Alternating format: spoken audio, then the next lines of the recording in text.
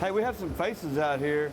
These guys are extremely knowledgeable. If we mess up on anything, these two guys right here took the morning class. Ask them, they know. Right? You can't hide, man. I know you were here this morning. What did we talk about this morning? Is that you? I heard snoring in the audience. Hey, we talked about a lot of good stuff here. We talked about the modes of metal transfer, and we alluded to the fact we talked about spray mode and stuff like that, and pulse spray mode.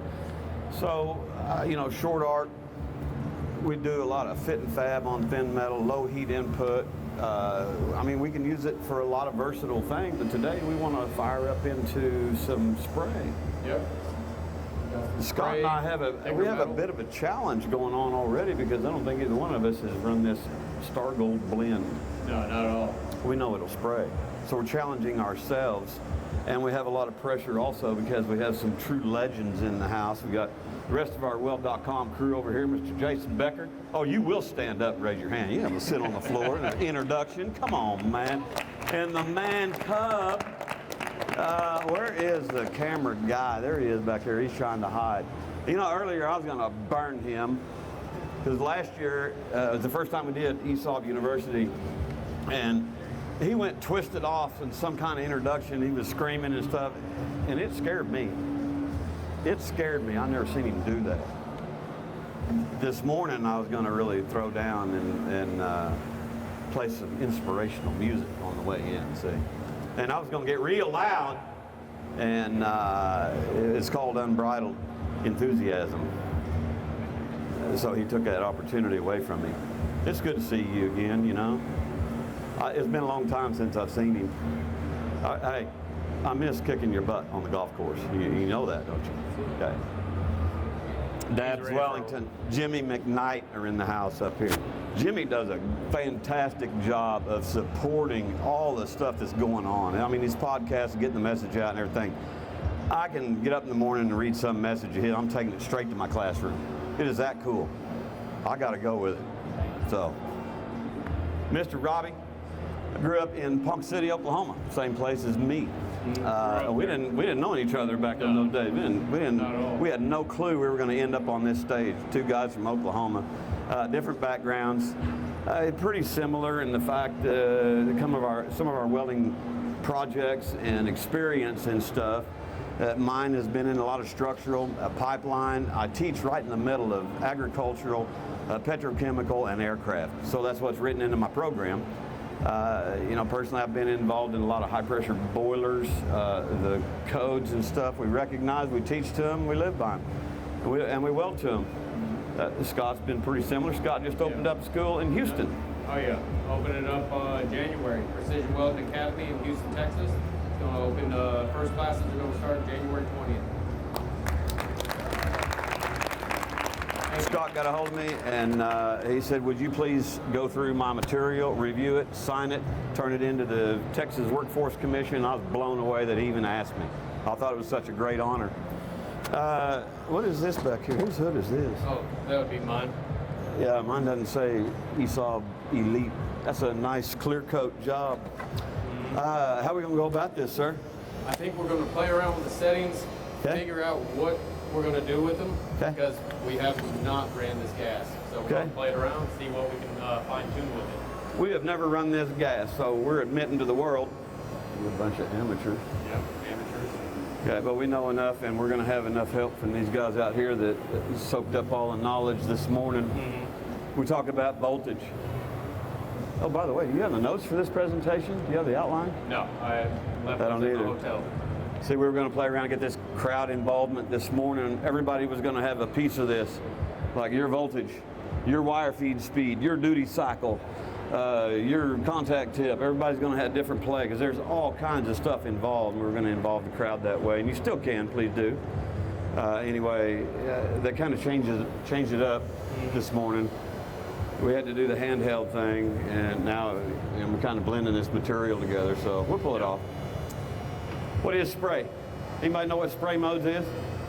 Let's back up a little bit. Let's review from this morning. What are the four major modes of metal transfer in gas metal arc welding? What are they? Short circuit, spray transfer, globular, and lot more. You got nervous in the last one there. Yeah. Short circuit, which is what you hear. It's that short circuiting, that buzzing sound. Globular, which is hotter, more fluid, a little more unstable. We got spray, and we have pulse spray. Pulse spray. There are others. The military used to use one called buried arc. I ain't want to go there. It's ugly. Globular is kind of the same way. It's a little more hot and fluid than short circuit, but it just drops it. Yeah, if you're going to do it, why not just go ahead and change gas and go into the spray mode? You're almost there anyway. Okay. So we're going to go to spray. Yep. Spray is superheated fine droplets coming off the wire. Should sound like a humming sound coming out of it. It's like hissing. And we also, this morning we talked about the effects of voltage and wire feed speed and amperage and mill scale and stuff like that. We alluded to the fact that mill scale starves the weld pool of fluidity, right? Okay, so we'll back up a little bit with theory. In an argon-rich atmosphere, when we reach, there's such a thing called transition current, right? To me, voltage is a liquefying effect, and we need to have that wire feed speed in there to stabilize that arc. We don't want a real wild, raspy pool, right? Not at all. When you get this set correctly, and this is just my personal opinion, when you get it set correctly, this is how I was always grown up with spray. When I oscillate forward, there's a slight hiss. It's quiet. There's a slight hiss. When I oscillate back into the weld pool, it fills it, and the pool progresses. There's just a slight crackle. To me, I can just go to town with that. I just like it. I like it a lot. And it's low spatter. There's low spatter. It drives deep into the joint penetration and in the throat of the weld. It's just the speed and the quality. You can make small, I want to say, mechanically, they're just better welds. Mm-hmm. They're smaller, faster travel speeds. More for your heavy duty, your metal, 1 inch, half inch, all that stuff. Your short circuit's more for your 10 gauge, 12 gauge, all that. So we talked about mill scale and cleaning your material this morning. Talk to me a little bit about what you would do in those settings if you were running on dirty material. What would you have to do? Oh, you asked me. You're going for the crowd. Running over mill scale, I'm going to turn up my heat, going to match the wire a little bit more, but I need to burn through that mill scale. I need to make sure that the edge of that puddle wet out and actually blend those two pieces of metal together. If you're just running nice and cold, all you're doing is just dropping metal onto metal. It's not penetrating. It's not doing anything actually progressive. You have to turn up the heat. You have to burn through that mill scale. So if you can't prep your metal, turn up the heat a little bit more. Let's get through that actual mill scale and blend in and tie into that base metal. What's mill scale do? Oh.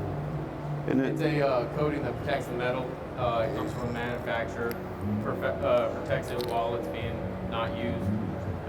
So it just it melts at it's raspy. It melts at a higher temperature than a parent metal, doesn't it? Mm-hmm. To me, when I'm setting a machine and I'm on clean material, and most of you've done this in the fab shops, if you run on some clean material, it's quiet, right?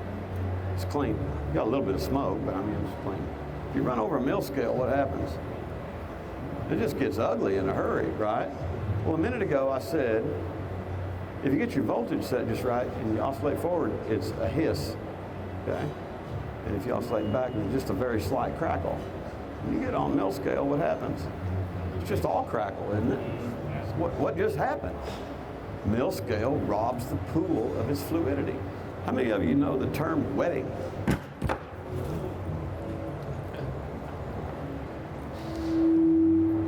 How many of you know the term wetting? When we talk about wetting weld metal into a parent metal. It's different with stainless steel. Some stainlesses are sluggish. Dabs works with a lot of 12 gauge, 316 filler wire. This thing is really sensitive. Where's my sound guy at? Gee whiz. That's loud. You're getting too close to their bionic arms. By who? Him? Probably. That term wetting. What do we think about that term wetting? Hey, this spray mode, we're trying to go fast, clean, deep. And what do we know about wetting as far as weld metal goes?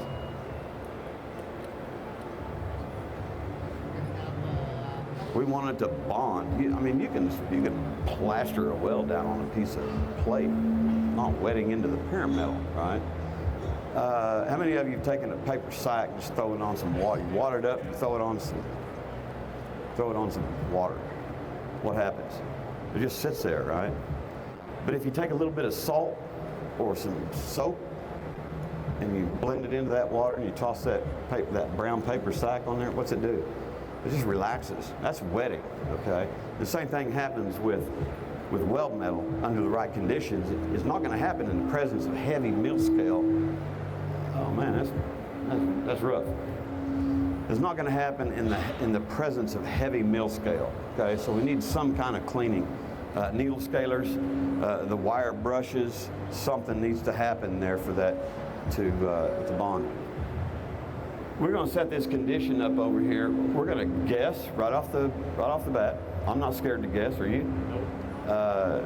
Jimmy will take care of us. We've got some gentlemen around here. We're going to pull the trigger one time, and we're going to make adjustments off of that. In an argon-rich atmosphere, we need to be above this transition current. For 035 wire, I'm going to guess and say I like 25.5 for a voltage. 25. And we can start at 24.5. We want to establish some kind of a baseline, and we want it to be a stable, likable condition, and we'll make adjustments off of that. Okay. But behind that, you said 24.5? I'll go with it. 24.5, the man says. We go 24.5 in the volts. I wish that would happen. How much wire feed speed do we want? 365. How much? 375? 365. 365? Yeah. You're nitpicking numbers now, aren't you? I like 425. Actually, I like 450. Want to be in the middle? Huh? 400? 400, the man says. All right. So we're going 24.5 volts. Okay. You gonna pull the trigger or you want me to? No, I'll do it. You're over there. You jack with the machine. I'll do it. I got you. What happens if I pull the trigger on these settings and I burn the wire back up into the contact tip? What just happened? Bad day. We just bought another contact tip. What? I don't have enough wire to satisfy the voltage condition. To me, I like voltage is that liquefying effect to the weld pool. I may be wrong in explaining this, but it's always worked for me. It's a personal opinion. I can set a machine, I can walk away and just go to town with it. I can also drop this gun and scare myself again. By the way, we're off over on here. You want? We're about spray, 25? with the spray mode, you want about 30, 35? 30, 35? Mr. Jason Becker likes a lot of gas. 40. Oh my goodness. Hit it? Pretty much 35. 30, 35? It is good to 37 have. and a half? It is good to have Hit it again? 35. Yeah, we're good. Mic check. Mic. Yep. We're at 24.5. 24.5, and we And then agreed 400. on 400. Okay. There are things that we need to take into consideration when we're welding with the spray mode, as with metal core, right? What's the first one to take into consideration? Increased electrical stick out, and that is defined by the distance between the contact tip and the material, okay? It's not the nozzle, it's the contact tip. You may have a contact tip that's recessed up inside your nozzle, okay? Are you rolling away there, sweetie? No, I got it. Fixed Okay. it. All right, so this is just a test fire to see where we're at.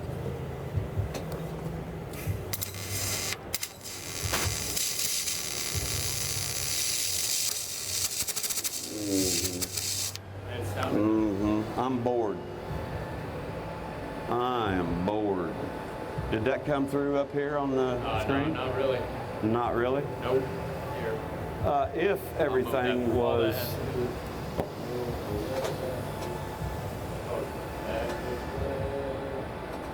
There we go. If everything was correct with the wire coming through here, I don't have enough wire. I don't have near enough wire. That's why I said I'm bored.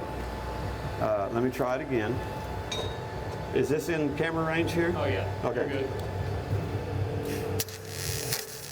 Yeah, I'm definitely bored. It only takes me about a second to get whacked off over that deal. You got to give me some wire. Yep. Got to increase it. That's Let's go up. that's to, not good. Let's go up to about. Let's go around 430. 150. 150. All right, here we go.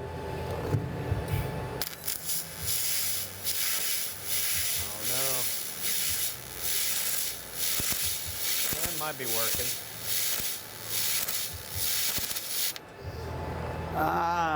There's still something wrong there. Yeah.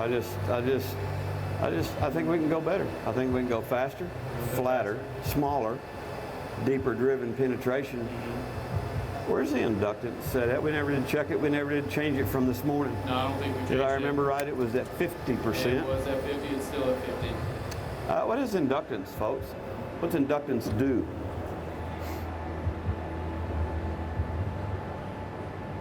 We have some new folks are in the audience today, this afternoon. Inductance. What's inductance do? I thought you gave a better presentation this morning. Think of it this way. Think of inductance this way. We're welding long and short circuiting. We have that nice crispy sizzle sound, and we want to soften that up a little bit. So we increase the inductance.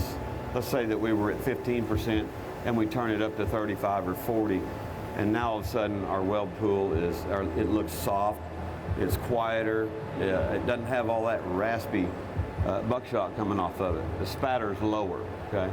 That's what inductance will do. Do we need that in spray mode?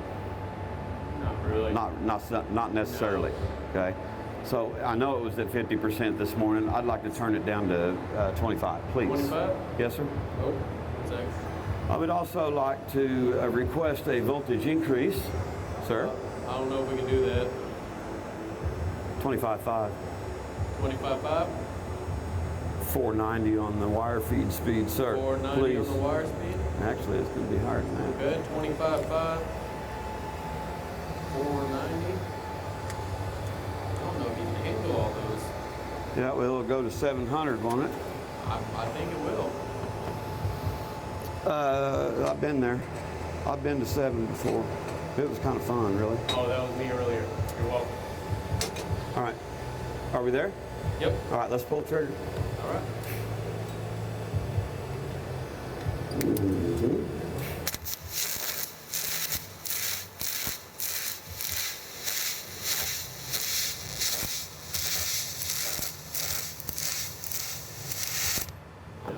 Just like he said, as he's going forward, it's got that nice hissing sound. When he whips it back just a slight bit, then you start hearing it dig in. We're getting closer. Yeah. I'm seeing something I don't like. I'm seeing something on the edge of the weld that I just don't like. It looks like a little bit of undercut. I see a reaction going on. I want to get rid of it. How do I do that? Anybody want to give me a educated guess? Sir. A little slower. I got a machine up here screaming. I'm old and deaf. Speak, somebody, hey, Jimmy, translate and beam it up here. He said go slower. Said go slower? No, I don't want to go slower. I want to go faster. Gotta I'm old increase and I'm in a hurry. production. Go slower. Are you saying go slower to let the weld pool fatten out and blend into the parent metal? That's a good thought. That's a very good thought. And I like it. I just don't want to agree with it right now because I want to go faster. What do we do? Also, if you go too slow, he'll dig in too much. And I'm putting a lot of heat into this material. See, that's another thing I want to be careful of. This is a hot process, so if I slow down, then I can really dump a lot of joules of heat into this material and I can warp stuff big time. I'd rather not do that. I'd rather use this process to an advantage where I go so fast that I'm not putting the heat into it. Does that make sense? I mean, that can happen. Less heat or quicker production, Absolutely. less heat Absolutely. distortion, all that. Where are we at? 25.5? Yep. You could also 495. change your gun angle. I had it at about 10 degrees forward. About. Okay. Okay. Generally, with the spray process, anything that does not have slag straight into the joint, 5 to 10 degrees forward. Anything that does have slag, like our 7100 wires in that series, 5 to 10 degrees drag angle. Better for gas shielding and stuff. Generally. Now, what's your opinion on the push or pull? That's what I'm talking about. No. The push. I mean, personally, I don't like these great big drastic angles. I don't think they get anywhere. I'd rather take this arc and put it into the joint and go, you know. The extreme angles to me they're just laying there. Yeah, for me, they're also throwing a lot of spatter. Not getting the gas coverage you need, all that. Right. I mean, I don't care for them. I don't see the weld pool that well. So can we go to, can we leave everything alone and just go higher in the, go for 525. Let's try 525. 525 on wire? Leave the volts alone, go to 525. All right. There you go. I think that there's going to be more of a crackle. I think that the edges are going to wet better, so let's see.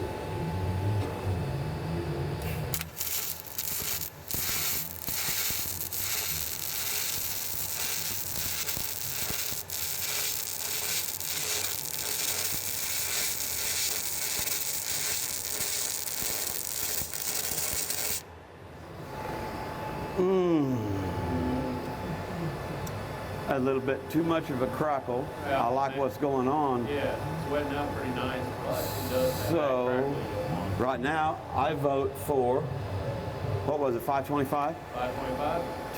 25.5. I like 26. 26? Now, right now, this is a little bit unfair because my coupons are superheated.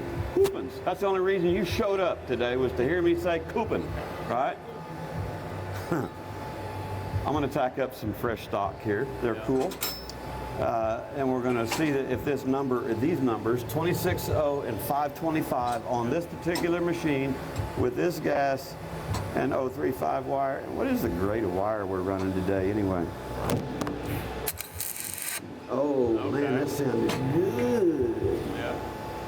Just that little slide, you can hear it. Right Oh, there. that was nice and quiet. Oh, Sanzi. I might have it here. I don't know. Oh, man, that's good. That machine oil coming up off of there. That smells good. Is this in view? Don't judge my plate prep. It's all right. All right. It works for this.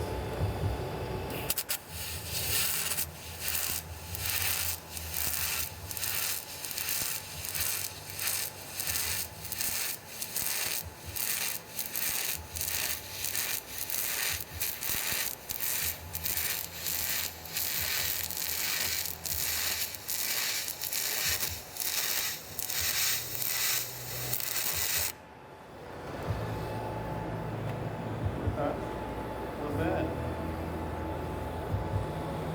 You happy with it? No, No? I'm really not. I think it's too slow, but I like the condition. Okay. You know, again, this is the first time we've run this gas. I really don't know. I know it's a tri-blend. I still don't know what grade of wire we're running, which could affect my next decision, our next decision, not mine. Yeah. Oh, man. I feel a little uncomfortable, but to all the inspectors out here, Bring out the is flashlights. that good? I mean, yeah, would you hold that, please? I mean, that's kind of the profile we want, is it not? We don't have appreciable amounts of glass and, you know, heavy slag or the glass on here that's produced. That's the silicone. You know, it's the right size. The toes are wetted in. I don't know that we can improve on this condition a whole lot. I really don't. What else is it good for? If we had to do a flat weld or flat welds, we would probably turn it up. But we could fill this in 3 passes quickly and get very nice penetration into this. You want to do this weld? Yeah. You want to do this one I'll here? run that one. I think you should. But I I'll want see to if I change can the do this. numbers on you. Okay. Is that okay? Yeah. I want to go higher yet. I That'll also work. want to know what's in here. We'll try that out. I want to know what's in here. This is a Astor Weld 70S6. Good stuff. You'll need these. You'll need these. Appreciate it. So this one is a 3/8 plate. It has a 1/4 inch backing plate to it. It has a, looks to be a 5/16 opening. No root face. Nope. And I'm thinking that he can do this comfortably in 3 passes. If we had 045 wire and we were spraying, I'm thinking he could do it in 2. I really do. Would you agree? Would you agree that would be a 2-pass weld, 3/8 with 045? We don't have 045 today, but 045 I would think yes. Pushing it. Okay. Before you pull the trigger, I was doing the fillet weld 26/0 with 525. I'm going to take you to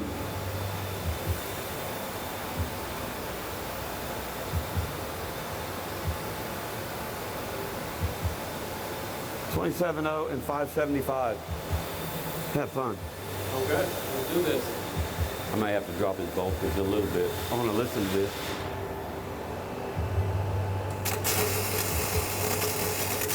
Oh yeah, a little bit more wire.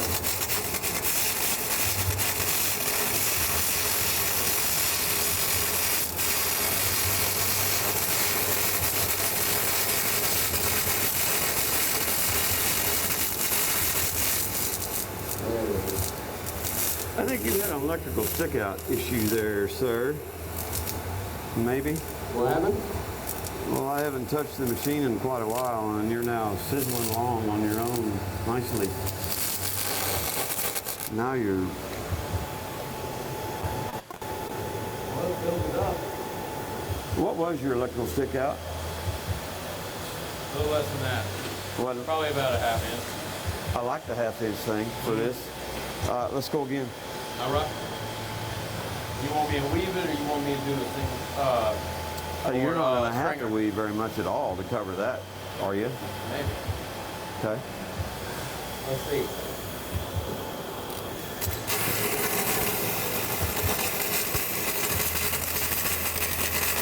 You have an issue, sir, and I do believe it is your gun. Stop. Yeah.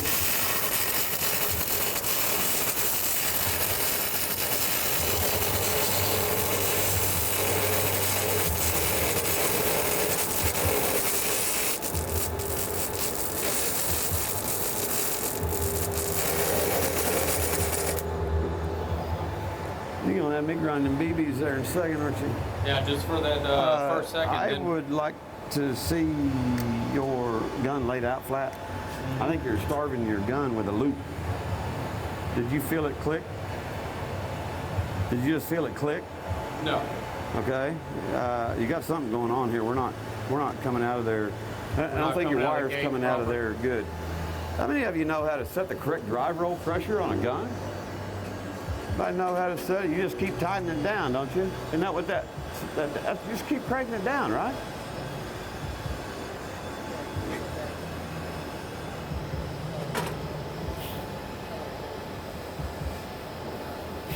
That does not look like the wire feeds the speed that I set over there.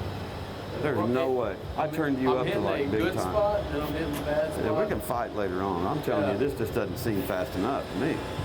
Okay, something's not cool here. I turned that up. We're at 625, son. That's got to be ripping out of there pretty good. Here's how you set the correct drive roll pressure. You grab a piece of wood or your hand. If I can stop this, which I cannot, that wire's coming out. It's really kind of too much drive roll pressure. Where you want it? If you can stop it with in the palm of your hand on a good glove,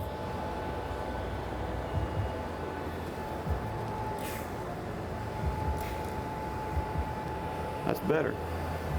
We want some drive roll pressure But at some point, you crank it down so hard, and your wire comes out of here like a pigtail. You are distorting this wire, okay? And then it eats up your liner, and you got all these other problems. Well, same with This flux morning, core. You got that too. If you have that too tightened down, it'll break off some of that flux before it actually gets to oh yeah, the weld. You get frosty, all pinholes, everything in your weld.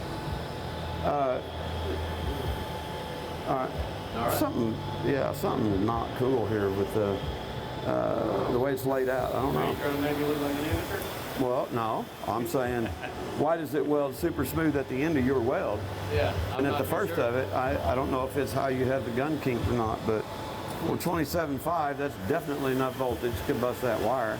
Yeah. We're 625, which is still fine for 035. I don't know, let's go. All right. Let's see it.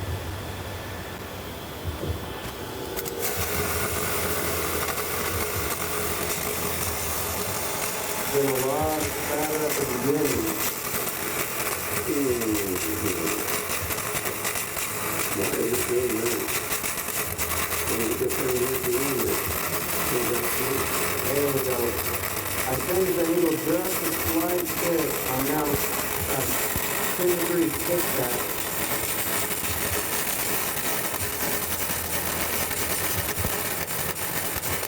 What I'm focusing on are the edge of that bevel.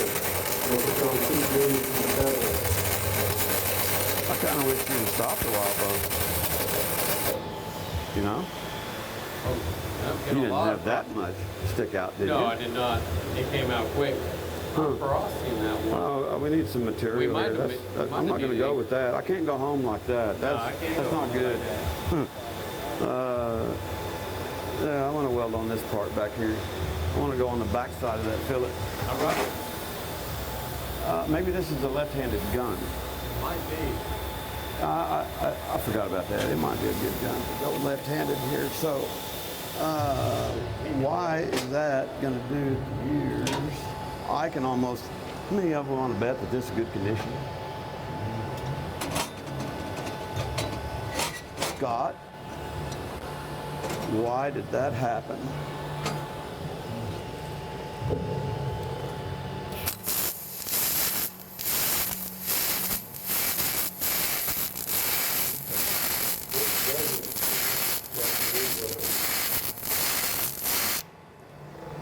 It just doesn't like the open groove weld. Yeah, let me see that. I don't know. That is very strange. And you'll find that sometimes. You know, it happens. How many of you been welding along gas metal arc welding and everything's going good and all of a sudden it's like, it's like the BBs are going everywhere. And what do you do about it? What do you do about it? What do you change? What do you do? Cut the wire off and There we go. how many of you, when you look at your contact tip, it's got an oval or the hole's all worn out. You know what's going on with that? Your wire's like floating through a dead air space. It's not making contact with the contact tip. It's worn out, okay? That's the only thing that energizes the wire as it leaves the gun, is the contact tip. And there's two things that make that happen. One of them is cast. You're putting a roll of wire on, you accidentally let go of the end of the wire, what happens? It goes all over the place. That's cast. Okay. And the other one is helix. And helix is a spring effect this way, which we don't hardly notice in gas metal arc welding wire. But anyway, that flatten out, that'd do better. Yeah, that one would did a lot I don't better. know, maybe that open, maybe we had too much gas. Yeah, it could be creating a pocket coming back up in the weld. Yeah. Anyway, we went through a whole bunch of numbers here. We established a little bit of a baseline at 25.5 volts. We were at 475, I think is where we got happy. 525. That's where we kind of got happy. We have adjustments that we can make from there. In my opinion, and over the years I have experienced, this is gas metal arc welding, MIG welding is one of the most misunderstood processes of all time. Okay? Everybody thinks it's just super easy. You just pull the trigger and you're good to go. Management likes to say, hey, just turn it up, turn it all up. Just pull the trigger and blast it on there. I disagree with that, you know. This process being so misunderstood is all the numbers and what's physically happening. The short circuit mode, we can weld in all positions. It lends itself to lack of fusion. But man, oh man, it sure is fun to use on a lot of joint configurations and even high pressure piping. Okay, even boiler code stuff that we test to 450 PSI, time and a half to design pressure. We put TIG roots in, we put MIG filling cap in the shop. Okay. There are no pre-approved codes for this process. Find me one. Somebody find me something. It's not there. Okay, but we use it all the time. We can write a procedure, we can weld uphill. Generally, you want to do uphill all the time in a groove. Anyway, the lack of fusion is horrible going downhill in the groove. So you write, you test, you bend, and we qualify people to that process procedure. We use it all the time. Yeah.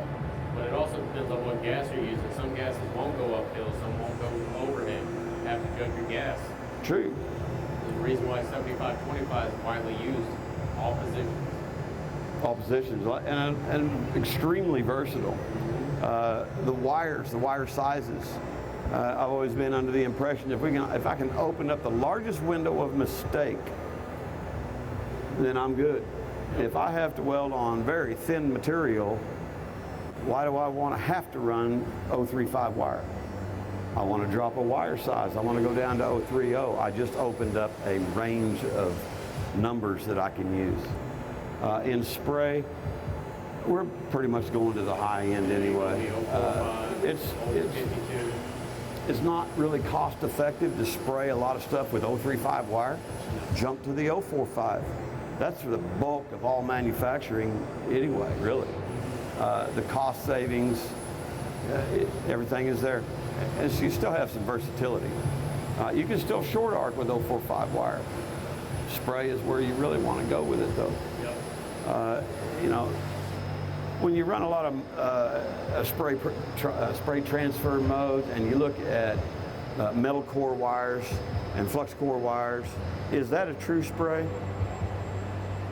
What is that? It looks like it. To me, you've seen this a lot. When you get everything set just right, that wire comes out of there in this argon-rich atmosphere. It's like a needle. It's a needle. I don't know how effective we showed it right here. I can't see it up here on the screen. I do those no-look pipe welds, but I can't do no-look MIG welds. I've never been able to do that. I've never practiced it. Don't even want to. But it really just comes out of there and it gets in that atmosphere. There's so much energy going across there. It's just a needle. Those are super fine droplets driving into your weld zone, and go to town with it. I don't know. You don't want to go uphill. You don't want to go downhill. This is too fluid. Next question is, can you go overhead? I've done it, but you got to go quick. Correct. Gotta go quick. It's possible. Yeah. We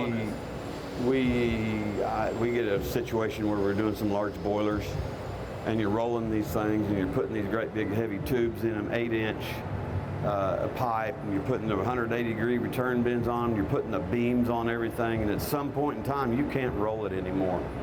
You are forced to do an overhead weld. And we just left this in the spray mode, and we discovered that at a certain gun angle and a certain speed, it's like a surface tension or something, and it happened, and you could put a spray weld in overhead that looked just like you put it in horizontal. But if you ever missed and you violated that travel speed or that gun angle, you better grab a grinder. You're gonna be grinding for a while. Things just dripped out. I don't know how to explain that. You just violated that what that weld's going to look like. It just dripped out on you. It got horrible quickly, so you had to get out of it. But it's possible. It is possible. What else, sir? Do we know what this gas? I mean, we grabbed a bottle back here. We didn't know what was in it. It was a tri-blend. No idea It's about our it. gold. Yeah. We briefly looked it up because we ran out of time. It will spray in carbon steel and is good for stainless steels. But I really don't know the old content to it. Wasn't scared of it. If it says it'll do it, we know it can do it. Yep. All you gotta do is find the sweet spot. Like Find the sweet spot. Again, you know, Scott and I were talking earlier. It's like find a baseline and go from there. Change very little, and you know, pay attention to what you're changing as far as the voltage or wire feed speed. We went way up from where we started, did we not? Where was our happy spot was 525, or we went way up from there. So. And then at the end of the day, we'll always go back to our baseline, depending on what thickness of metal we're going to use. Yeah, and we're working off clean material. That's a big advantage. Do we have some dirty material? Do we have some dirty material? Actually, yes, we do. Right here. Oh, lovely. It's a lovely thing. We have some dirty material. Okay, well, let's do this real quick. I want to run the last bead of that one right there. I want to stack. Yeah, I want to stack that in there. For the simple fact that I want to listen to this. We don't have. Oh, there's a wire brush. I see. There you go. I need the needle nose. That's still warm, isn't it? What kind of wire brush is this? Is there a brand on it? Oh. Nope. Is this going to work? Try it. Okay. Not bad. I like the pointed ones better, though.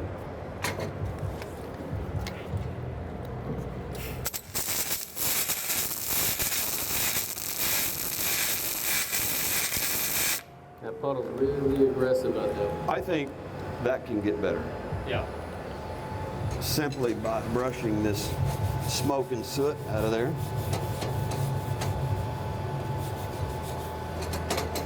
I want to hear this to be just a little bit quiet, and now I want you to run on that mill scale. Yeah.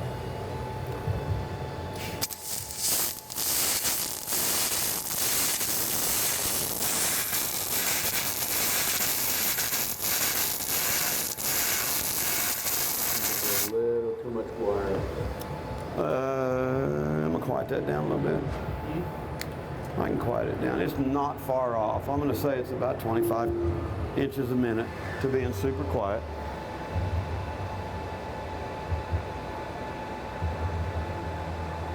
So we'll go with 600. 27.5 and 600 inches a minute. Scott, let's set these up kind of like that. Okay. This is what I'm talking about. We see that as being clean steel, right? This has mill scale on it. That's mill scale. You want TIG weld over that? Why not? Why? Huh? Dirty. And what would happen if you TIG welded on it? Porosity. It would be porosity. It'd be unstable. We don't want. So why would we MIG weld on it? Could we stick weld on it? Yeah. Yeah. Stick weld is very forgiving. Okay. TIG welding is not. MIG welding is kind of in between. So, I don't know if I want to hold that for you or not. Yeah, we'll do that. Good. I was thinking of another joint configuration, but yeah, go ahead with that. Oh, we could do this. No, Fill the gap. he's a funny guy.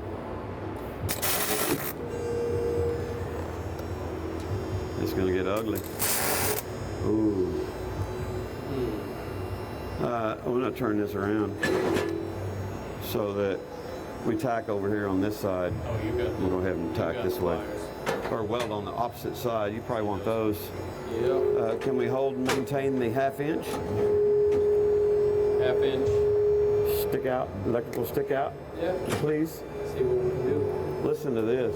This is gonna get crazy.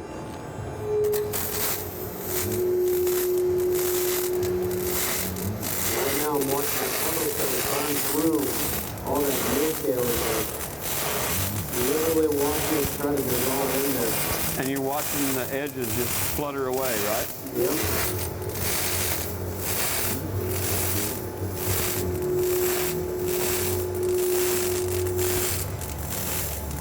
underneath the hood. You can, it's hard to see up here in this camera. The edge is like boiling. He's got to go real slow to do this same work. Okay, that's what mill scale does. And if you could ever find a way to quickly clean it, you do yourself a huge favor as far as production. Okay, you like to work with that clean steel all the time, don't you? Clean stuff. You do great work. I mean, we're all in awe. A little bit of spatter on there. A little bit Oh, more, here we go. A little We've bit got more some silica. It's got some choice Glass. deposits. You Yep. just flicked off the good stuff. It had some nice deposits of this brown glass stuff on here. What is that? You might know what that is? What do we call that? Glass. Silicone. What is it? What's the end product? We don't want it on there. How many of you have been? You made a MIG weld, you made a spray weld, and you drop your safety glasses, and you're admiring your work, and that thing cools off and flicks off, hits you in the lip or the eye or something. And you don't. It's just bad. Don't do that, please. Please don't do that. What else? We got anything else? Because I don't. I'm like out of gas here. Yeah. For those of you that showed up, over everything. I think we went pretty much over everything. Settings, gas mixture, welding over mill scale, differences on not welding over all that. I think we did too. What time is it? Time. 4? So we went an hour. We filled our spot. Okay? Lots of variables.